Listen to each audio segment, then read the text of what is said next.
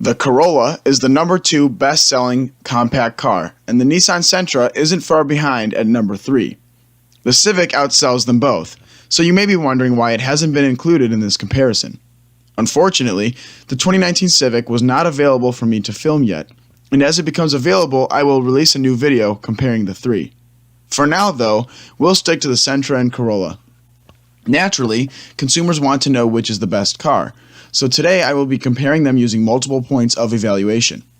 I assess each category on a scale from 1 to 10 to come to as objective a conclusion as possible. Furthermore, I will be evaluating specific trims of each car, but I show more than one trim on screen for variety. Let's begin with our first area of evaluation, which is value. The features that are available on both vehicles here include push-button start, some form of smart key, a Sirius XM subscription, Bluetooth, and a 7-inch screen in the dash housing the infotainment system. Other features they both have in common are 60/40 split folding rear seats, a leather-wrapped steering wheel, heated front seats, and a power moonroof. Now let's look at the differences between each car. The 2019 Toyota Corolla XLE begins life at $22,135. It has automatic climate control but doesn't have dual zone capability. However, it does have an 8-way power adjustable front driver's seat and even allows the passenger 4 ways of power adjustment. The Toyota comes with 6 speakers and its wheels are 16 inches instead of 17. However, it does boast LED headlights and daytime running lights, which aided the vehicle in the safety segment that we will get to shortly. Speaking of safety, the Toyota does come with a lot of active safety features, such as dynamic radar cruise control, lane departure alert with steering assist, and a pre-collision system with pedestrian detection. Let's move on to the Nissan Sentra SR Turbo.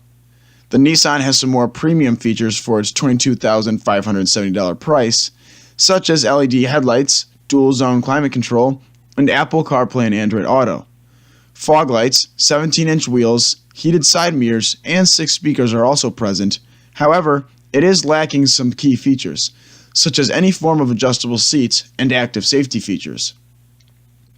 All it has in this segment is automatic emergency braking, lacking any form of lane recognition assistance or dynamic cruise control.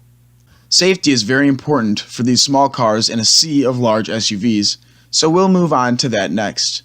Of course, we have already discussed the active safety features, which were included in the value segment, so let's instead look at the passive safety features and the IIHS ratings. The outstanding performance here lies with the Toyota, which received the Top Safety Pick award and got a rating of good in every area the IIHS tests, except headlights, where it got acceptable.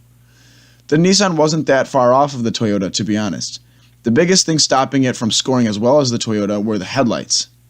The Sentra SR Turbo scored poor in this segment, which prevents it from the lauded award. The Nissan's LEDs must not have been enough for it to earn an acceptable rating. Something that buyers of these compact cars care even more about than safety is fuel economy. The Toyota gets 28 miles per gallon in the city and 36 on the highway, and the Nissan trails with 27 in the city and 33 on the highway. Something that buyers may care less about is the powertrain of each car and the corresponding performance, but that is a necessary point of evaluation for every car in the market. The Toyota sticks to natural aspiration with its 1.8-liter inline 4-cylinder, but only manages 132 horsepower and 128 pound-feet of torque. The Toyota has a continuously variable transmission, or CVT, in the interest of fuel economy. The Nissan is turbocharged, making 188 horsepower and 177 pound-feet of torque from its inline 1.8-liter 4-cylinder, which is attached to the industry standard CVT. Historically, however, turbocharged engines come with more variation in EPA ratings than naturally aspirated ones. But, for the sake of the comparison, the only numbers we have to rely on are EPA numbers. Let's look at how each vehicle's powertrain performs in a test from a dead standstill to 60 miles per hour. The Corolla is the slowest of the two, which is no surprise given its power deficit. It takes a sluggish 9.2 seconds to get to 60 miles per hour, compared to a quick 7.0 seconds for the Sentra SR Turbo.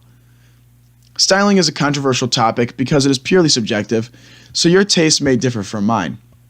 This generation Corolla's look was a much more disputed look than the previous generation, and I don't think the 2017 facelift helped much.